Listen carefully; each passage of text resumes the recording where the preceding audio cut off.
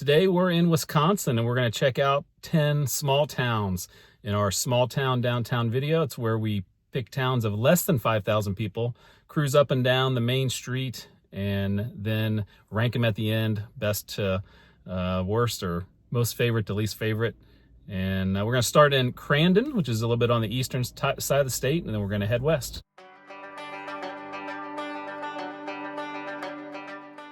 Crandon, Wisconsin is located in Forest County, population 1,713.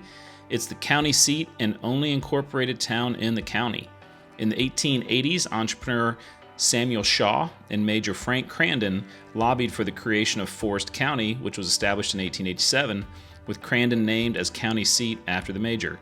Rail service arrived via the Sioux Line Railroad around 1900, and growth came alongside the lumber industry. Major sawmill was built in 1902, drawing settlers from Kentucky who influenced the local culture. The city incorporated in 1909, coinciding with construction of the courthouse. And while timber declined regionally, logging remains active in the area. Population peaked in 1940 at 2,000 and has gone down and back up and down again, and is at the current level of 1,713.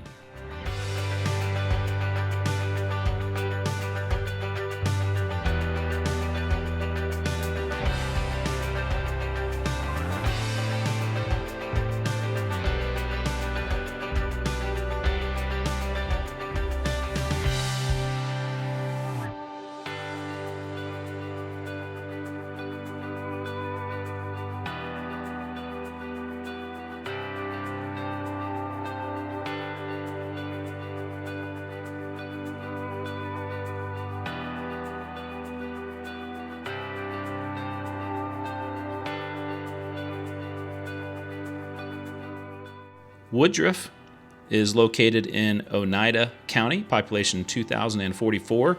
It was established in 1888 and is believed to be named for George Woodruff, owner of the Woodruff McGuire Lumber Company. He often had freight labeled, quote, shipped to Woodruff, thus his name became associated with the area. Woodruff is also home to the world's largest penny, so make sure to stick around for the outtakes to see that.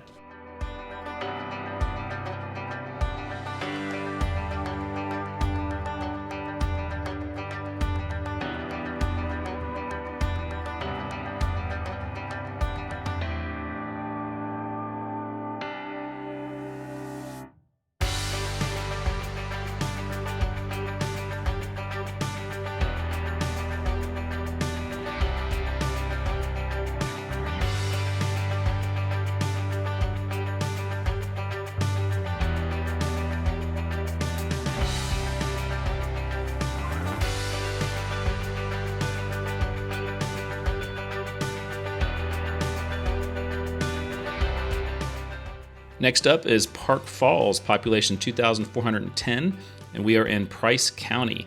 There are a couple different busy areas / main streets, so I'll show you a couple different areas in the video here.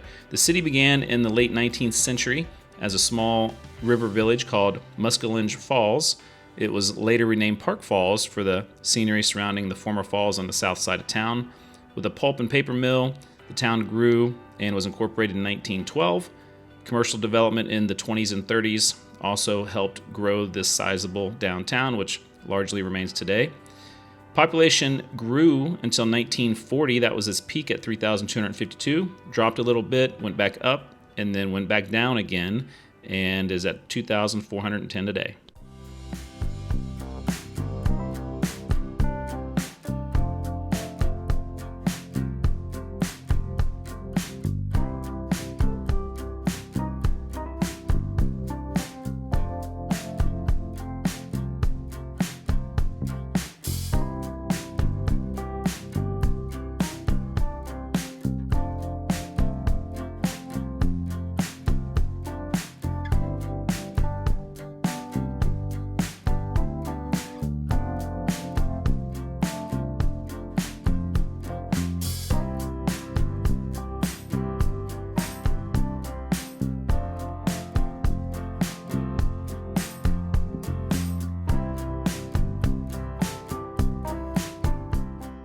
And this is Butternut, Wisconsin, population 366, and we are in Ashland County. This is kind of the main road that goes through town, but then we're going to take a right and head towards the older part of town. So this really isn't the, I guess you'd call Main Street of today, but this is the road you would drive through town if you're trying to get to Butternut. But it began in 1865 when surveyors camped at a nearby lake, then occupied by Chippewa people who hunted, fished, and traded with settlers. Permanent settlement started in the 1870s. The Wisconsin Central Railroad arrived in 1871 and helped grow the town. Butternut received its name during the construction of the railroad. Near the head of the lake, butternut trees were found. German immigrants formed a colony in 1877, contributing to civic and economic development. Logging dominated early industry here, and it was incorporated in 1903. The largest populations were around that incorporation date, so 1910 had 717, and pretty steadily fallen throughout the years, and today is about half that population.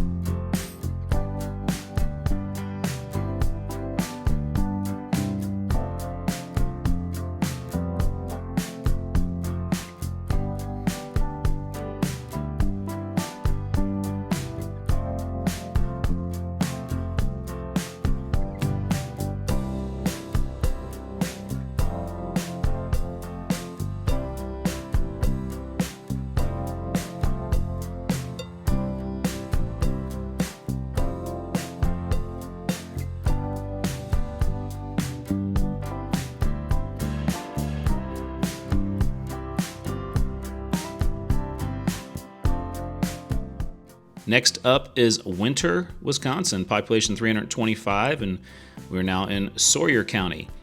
Winter was founded in 1904. That's when the post office also opened. It was named for W.C. Winter, a railroad official. The village lies just south of a national forest, surrounded by lakes and rivers, and it makes it a hub for fishing, boating, hiking, and snowmobiling.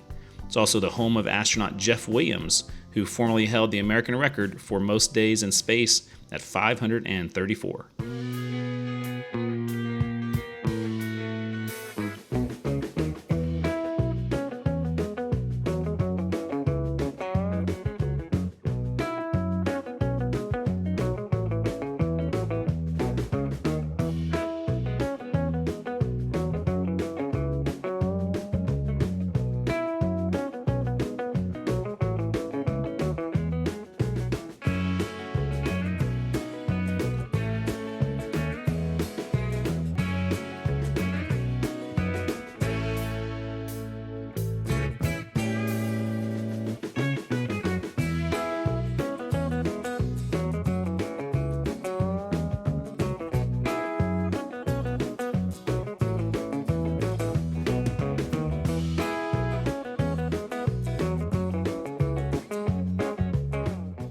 This is Radisson, population 273, also in Sawyer County. Was named after a French explorer, Pierre Radisson. Rail service supported agriculture and wood products until its abandonment in the mid-1960s. The Wisconsin Department of Natural Resources acquired the railroad line in 1968 and developed a 74-mile trail, enabling activities such as snowmobiling, hiking, biking, hunting, and fishing. Radisson's location provided access to this and other nearby resources. So population figures don't go back too far, but since 1960, it's actually gone up and been steady throughout the years.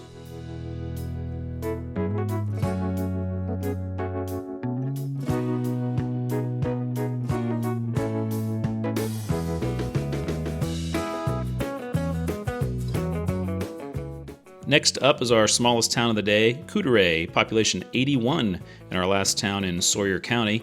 Couderay is a truncated name of French origin, denoting the term, quote, short ears in connection with those of the Ojibwe people. French explorers and French Canadian trappers who roamed the northern part of French Louisiana and the Great Lakes at the time of New France created this name. Near town is gangster Al Capone's hideout, where he would escape to get away from it all. It is closed to the public. Population has gone down by about half since its early days.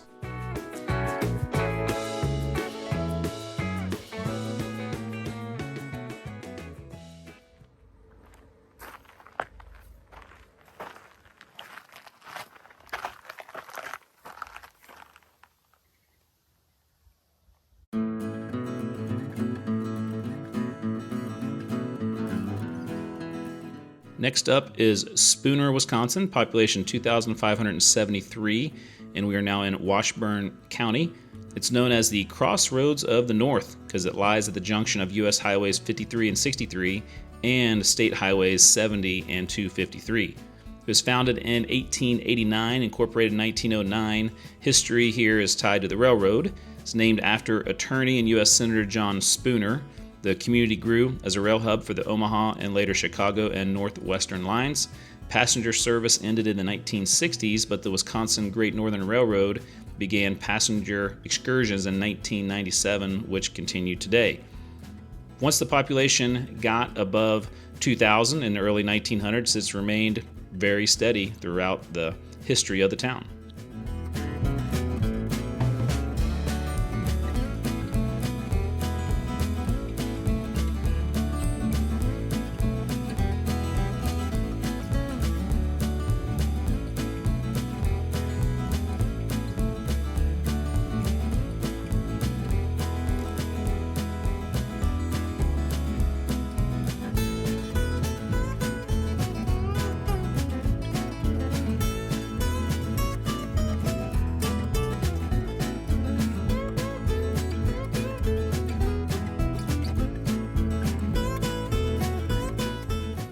This is the town of Siren, population 806. It's the county seat of Butternut County, originally inhabited by the Ojibwe people and French fur traders in the early 1800s.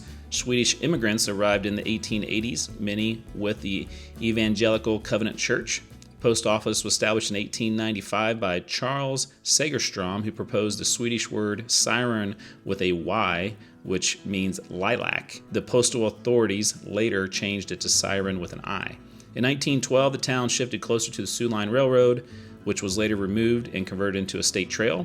In 2001, an F3 tornado killed 3 people and destroyed 175 buildings. The community rebuilt and preserved many elements of its historical identity.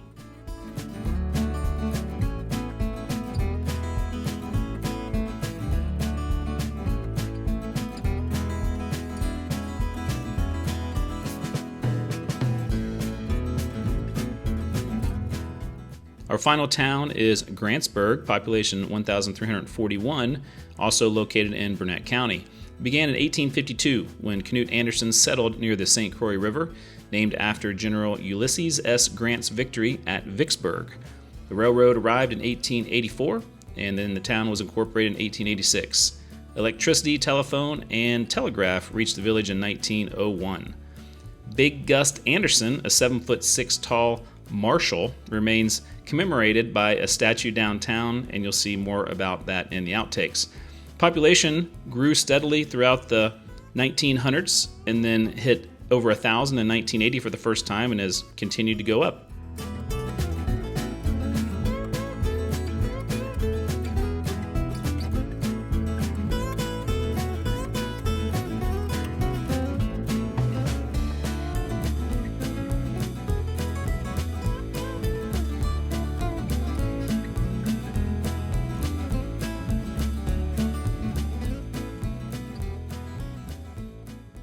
That was an interesting collection of small towns in Wisconsin. I really enjoyed taking this trip, found some unique things that, like I had mentioned, if you stick around after the credits, more than even I mentioned in the regular video. So really enjoyed that day. My number one town in the ranking is going to be Crandon. And it was the first town, it was a county seat, and just had more buildings. And so obviously towns that have more buildings, more older buildings can be impressive. So I liked Crandon. I thought it was a great way to start the day, and I didn't realize it might be the top one, but it barely was ahead in my rankings above Park Falls. Park Falls, like I had mentioned, had a couple different areas, but what I really liked about it is they had, they definitely, you could tell, had worked to try to like keep their history relevant, and just, a lot of cool things to see as you're driving around town. And then I have a little tie for third between Spooner, which is another, larger town, had a great area of the downtown that was super busy, which is always great to see, and tied with Butternut, which was one of the smaller towns. I just really liked that one. It's a little bit away from the main road, so if you were just driving through the area, you wouldn't realize those old buildings were down there, and they had those pictures of people from the community, which was really cool, so I give that a tie. Here's my entire list. What's your rankings? What's number 1, 2, and 3 for you?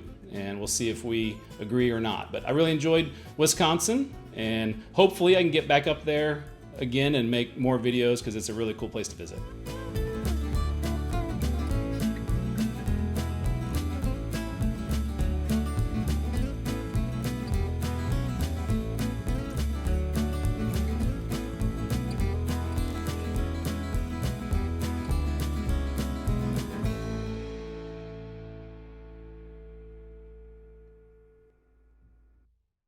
So I skipped this town of Monaco because there really wasn't much of a downtown. There were a couple older buildings and like an older church, but they have something the other ones don't. They have the Rhina lapis. And so in the 1940s, Guy Daly found a tree on Walter Kuhn's land near Monaco Creek. Guy named it Rhina lapis, because he thought it looked like a rhinoceros. I'm reading from this sign above it. He thought it looked like a rhinoceros, elephant, and octopus. For 60 years, children climbed and played on it. People took pictures and became a Monaco landmark.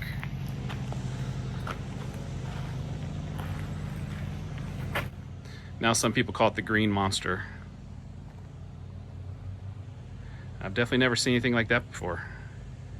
So yeah, Monaco didn't make the list, but I thought this is worthy for an outtake. We're in Woodruff, but downtown is over that way, so I didn't show this, but they have the world's largest penny.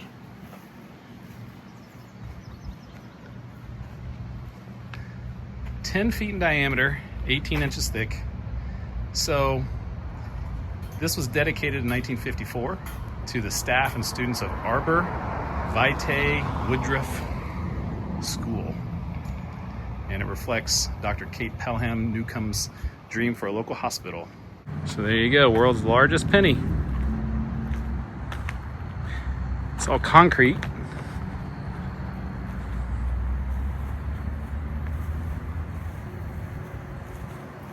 Oh, they should have designed the back too. I mean, I'm kind of being picky, but still cool.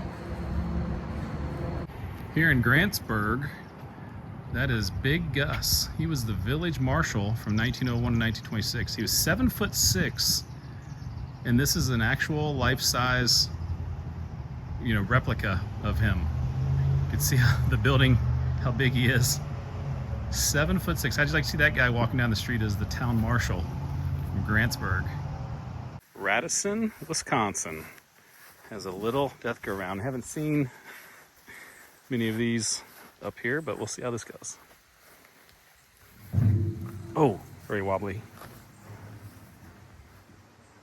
Spins okay for as wobbly as it was. Pretty solid. We're just gonna give it a 6.5 though. But hey, good job, Radisson.